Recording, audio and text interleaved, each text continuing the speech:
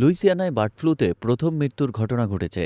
৬৫ বছর বয়সী একজন ব্যক্তি এই ভাইরাসে আক্রান্ত হয়ে মারা গেছেন, যা যুক্তরাষ্ট্রে প্রথম মৃত্যু হিসেবে চিহ্নিত। বার্ড ফ্লু, যা অ্যাভিয়ান ইনফ্লুয়েঞ্জা নামেও পরিচিত, একটি ভাইরাসজনিত রোগ যা সাধারণত পাখিদের মধ্যে ছড়ায়। ভাইরাসটি মূলত অ্যাভিয়ান ইনফ্লুয়েঞ্জা এ ভাইরাস দ্বারা সৃষ্ট। বিভিন্ন সাবটাইপ রয়েছে এই ভাইরাসে, যেমন H5N1, H7N9। এগুলো মানুষকেও সংক্রমিত করতে পারে।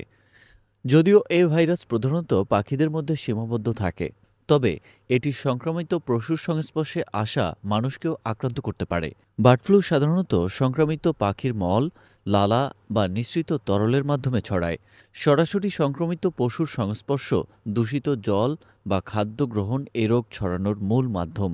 তবে এটি ব্যক্তি থেকে ব্যক্তিতে সংক্রমিত হওয়ার ঘটনা খুবই বিরল। বার্ড ফ্লু ১৯৯৭ সালে প্রথম মানুষকে সংক্রমিত করার খবর পাওয়া যায়। পরবর্তী সময়ে H5N1 ও H7N9 প্রজাতির কারণে বিভিন্ন দেশে মহামারী দেখা যায়। ২০০৩ থেকে ২০০৯ সালে H5N1 এর কারণে এশিয়া, ইউরোপ ও আফ্রিকায় ব্যাপক প্রভাব পড়ে। বিশ্ব স্বাস্থ্য সংস্থা WHO এর তথ্য অনুযায়ী এই ভাইরাসে সংক্রমিত মানুষের মৃত্যুর হার প্রায় ৬০%।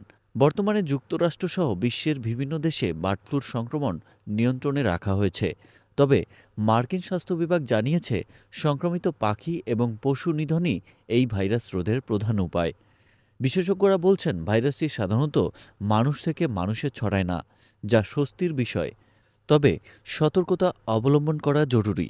বার্ড ফ্লু নিয়ে আতঙ্কিত না হয়ে সচেতন থাকা জরুরি। প্রাথমিক সতর্কতাই ভাইরাস প্রতিরোধের সর্বোত্তম উপায়।